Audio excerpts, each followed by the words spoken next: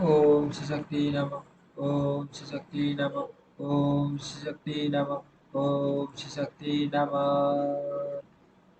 सती का डेढ़ त्याग और दक्ष यज्ञ विध्वंस। भीष्म जी ने पूछा, ब्राह्मण दक्ष कन्या सती तो सभी बड़ी शुभ शुभ लक्षणा थी, उन्होंने अपने शरीर का त्याग क्यों किया तथा भगवान रुद्र ने किस कारण से दक्ष के यज्ञ का विध्वंस किया? पुलस्त्य जी ने कहा, भीष्म, प्राचीन काल की बात है। दक्ष ने गंगा द्वार में यज्ञ किया, उसमें देवता देवता असुर पीटर और महर्षि सब बड़ी प्रसन्नता के साथ पधारे। इंद्र से देवता, नाग, यक्ष, गरुड़, लटाए, उष्णिया, कश्यप, भगवान अत्रि, मैं, कुल, कटु, प्रासेतस, अंगिरा तथा मां तपस्वी वशिष्ठ जी भी उपस्थित हुए। वहाँ सब ओर से बराबर वेदी बनाकर उसके ऊपर ऊपर साधु ओट की स्थापना हुई। उस यज्ञ में महर्षि वशिष्ठ, होता होता, अंगिरा, अदरवरियो, बृहस्पति, उ- उदग उदगाता गाथा तथा नारद जी वर्मा हुए। जब यज्ञ कर्म आरंभ हुआ और अग्नि में हवन होने लगा, उस समय देवताओं के आने का क्रम जारी रहा। स्थावर और जगत सभी प्रकार के प्राणी वहां उपस्थित थे। इसी समय ब्रह्मा जी अपने पुत्रों के साथ आकर यज्ञ के सभासद हुए तथा साक्षात भगवान श्री विष्णु भी यज्ञ की रक्षा के लिए वहां पधारे। आठों वसु, बारह आदित्य, दोनों अश्विनी कुमार, 49 मरुदगण तथा 16 म- म- मनु मनु भी आए थे। इस प्रकार यज्ञ होने लगा। अग्नि में आहुतियां पड़ने लगी। वहां भक्ष्य भोज्य सामग्री का बहुत ही सुंदर और भारी भारी ठाट बाट था। ऐश्वर्य की पराकाष्ठा दिखाई देती थी। चारों ओर से 10 योजन भूमि यज्ञ के समारोह से पूर्ण थी। वहाँ एक विशाल वेदी बनाई गई थी, जहाँ सब लोग एकत्रित थे। सुलक्षणा सती ने इन सारे आयो, आयो, आयोजनों को देखा और यज्ञ में आए हुए इंद्र आदि संपूर्ण देवताओं को लक्ष्य किया। इसके बाद वे अपने पिता से विनय युक्त वचन बोली। सती ने कहा, पिताजी, आपके यज्ञ में संपूर्ण देवता और ऋषि पधारे हैं। देवराज इंद्र अपनी धर्म पत्नी शची के साथ ऐरावत पर चढ़कर आए हैं। पापियों का दमन करने वाले तथा धर्मात्माओं के रक्षक परम परम धर्मिष्ठ यमराज भी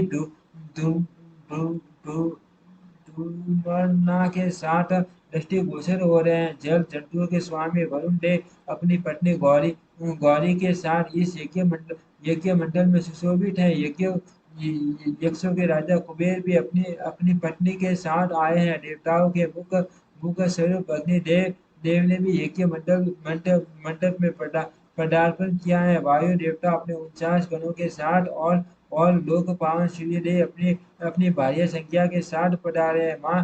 मान यशस्वी चंद्रमा भी ये सब पटनी आए हैं। आठों वसु और दोनों अश्विनी कुमार भी उपस्थित है। इनके सिवा वृक्ष, वनस्पति, गंधर्व, अप्सराएं, विद्याधर, भूतों के समुदाय, बेताल, यक्ष यक्ष, राक्षस, भयंकर कर्म करने वाले पिशाच तथा दूसरे दूसरे प्राणधारी जीव भी यहाँ मौजूद है। भगवान कश्यप शिष्यों सहित वशिष्ठ जी, पुलस्त्य, कुल, संकारी, महर्षि तथा भूमंडल के समस्त पुण्यात्मा राजा यहाँ पधारे हैं। अधिक क्या कहो, ब्रह्मा जी की बनाई हुई सारी सारी सृष्टि यहाँ आ पहुंची है। ये हमारी बहनें हैं, ये भांजे और ये बहनोई हैं। ये सब के सब अपनी अपनी स्त्री, पुत्र और बांधवों के साथ यहाँ उपस्थित दिखाई देते हैं। आपने आपने दान मानादि के द्वारा इस सब का यथावत सत्कार किया है। केवल मेरे पति पति भगवान शंकर ही इस यज्ञ मंडल में नहीं पधारे। उनके बिना ये सारा आयोजन मुझे सुना सा ही जान पड़ता है। मैं समझती हूँ आपने मेरे पति को निमंत्रित नहीं किया है। निश्चय ही आप उन्हें भूल गए हैं। इसका क्या कारण है? मुझे सब बातें बताइए। पुलस्त्य जी कहते हैं, प्रजापति दक्ष ने सती के वचन सुने। सती उन्हें प्राणों से भी बढ़कर प्रिय थी। उन्होंने पति पति के स्नेह स्नेह में डूबी हुई परम सौभाग्यवती पतिव्रता सटी को गोद में बिठा लिया और गंभीर होकर कहा, बेटी सुनो, जिस कारण से आज मैंने आपके पति को निमंत्रित नहीं किया है, वह सब ठीक ठीक बताता हूँ। वे अपने शरीर में राख लपेटे रहते हैं त्रिशूल और दंड लिए नंग ढरंग सदा शमशान भूमि में ही विचरा करते हैं। व्याघ्र श्रम में पहनते और हाथी का चमड़ा ओढ़ते हैं। कंधे पर नर मुंडों की माला और हाथ में खड़वांग, यही उनके आभूषण है। वे नागराज वासुकी को यज्ञ पविटी के यज्ञोपवीति के रूप में धारण किए रहते हैं और इसी रूप में वे सदा इस पृथ्वी पर भ्रमण करते हैं। इसके सिवा और भी बहुत से गणित कार्य आपके पति देवता देवता करते रहते हैं। ये सब मेरे लिए बड़ी लज्जा की बात है। भला इन देवताओं के निकट वे उस अभद्र वेश में कैसे बैठ सकते हैं? जैसा उनका वस्त्र है उसे पहनकर वे इस यज्ञ मंडल में आने योग्य नहीं है। बेटे, इन्हीं इन्हीं दोषों के कारण तथा लोक लज्जा के भय से मैंने उन्हें नहीं बुलाया। जब जब जब यज्ञ समाप्त हो जाएगा तब मैं आपकी पति को ले आऊंगा और त्रिलोकी में मैं सबसे बढ़कर चढ़कर उनकी पूजा करूंगा। साथ ही आपका भी यथावत सत्कार करूंगा। अर्थ इसके लिए आपको खेद या क्रोध नहीं करना चाहिए। भीष्म प्रजापति दक्ष के ऐसा कहने पर सती को बड़ा शोक हुआ। उनकी आंखें क्रोध से लाल हो गई। वे पिता की निंदा करते हुए बोली, तात भगवान भगवान शंकर ही संपूर्ण जगत के स्वामी है। वे सबसे श्रेष्ठ माने गए हैं। समस्त देवताओं को जो ये उत्तमोत्तम स्थान प्राप्त हुए हैं, ये सब परम बुद्धिमान महादेव जी के ही दिए हुए हैं। भगवान शिव में जितने गुण हैं उनका पूर्णतया वर्णन करने में ब्रह्मा जी की जिया भी समर्थ नहीं है। वे सबके डाटा धारण करने वाले और विधाता नियामक हैं। वे दिशाओं के पालक हैं। भगवान रुद्र के प्रसाद से इंद्र को स्वर्ग का आधिपत्य प्राप्त हुआ है। यदि रुद्र में देव तत्व है, यदि वे सर्व व्यापक व्यापक और कल्याण स्वरूप हैं तो इस सत्य के प्रभाव से शंकर जी आपके यज्ञ का विध्वंस कर डाले। इतना कह के सती सती योगस्थ हो गई। उन्होंने ध्यान लगाया और अपने अपने ही शरीर से प्रकट हुई अग्नि अग्नि के द्वारा अपने को भस्म कर दिया। उस समय देवता, असुर, नाग, गंधर्व और गुहा यह क्या कहते कहते ही रह गए। किंतु क्रोध में भरी हुई सती ने गंगा के तट पर अपने देह का त्याग कर दिया। गंगा जी के पश्चिमी तट पर वह स्थान आज भी सोने तीर्थ के नाम से प्रसिद्ध है। भगवान रुद्र ने जब ये समाचार सुना तब अपनी पत्नी की मृत्यु से उन्हें बड़ा दुख हुआ और उनके मन में समस्त देवताओं के देखते देखते उस यज्ञ को नष्ट कर डालने का विचार उत्पन्न हुआ। फिर तो उन्होंने दस यज्ञ का विनाश करने के लिए करोड़ों गणों को आज्ञा दी। उनमें उनमें विनायक, संपत्ति, ग्रह, भूत, प्रेत तथा पिशाच सब थे। यज्ञ मंडल में पहुंचकर उन्होंने सब देवताओं को परास्त किया और उन्हें भगाकर उस यज्ञ को तहस नष्ट कर डाला।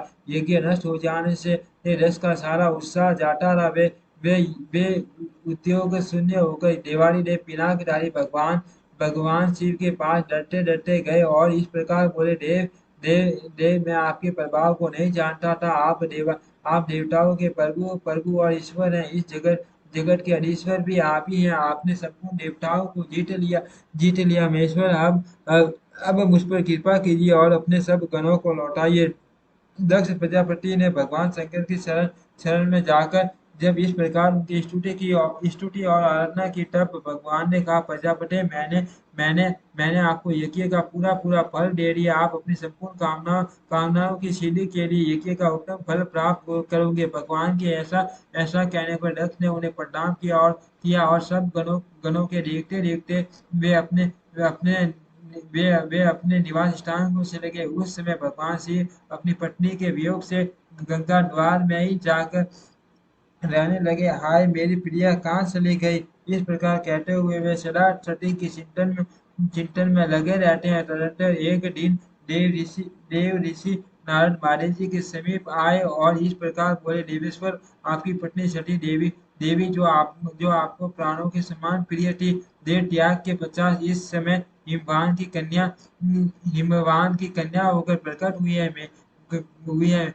मीना के गर्भ से उनका आविर्भाव हुआ है। वे लोक के तात्विक अर्थ को जानने वाली थी। उन्होंने इस समय दूसरा शरीर धारण किया है। नारद जी की बात सुनकर महादेव जी ने ध्यानस्थ हो देखा कि सती अवतार ले चुकी है। इससे इससे उन्होंने अपने करते करते का इससे उन्होंने अपने को करते करते माना और स्वस्थ सिद्ध होकर रहने लगे। फिर जब पार्वती देवी देवी युवान अवस्था को प्राप्त हुई तब शिव जी ने पुनः उनके साथ विवाह किया। भीष्म भीष्म पूर्व काल में जिस प्रकार दस का यज्ञ नष्ट हुआ था उसका इस रूप में मैंने आपसे वर्णन किया। ओम श्री शक्ति नमः। ओम श्री शक्ति नमः। ओम श्री शक्ति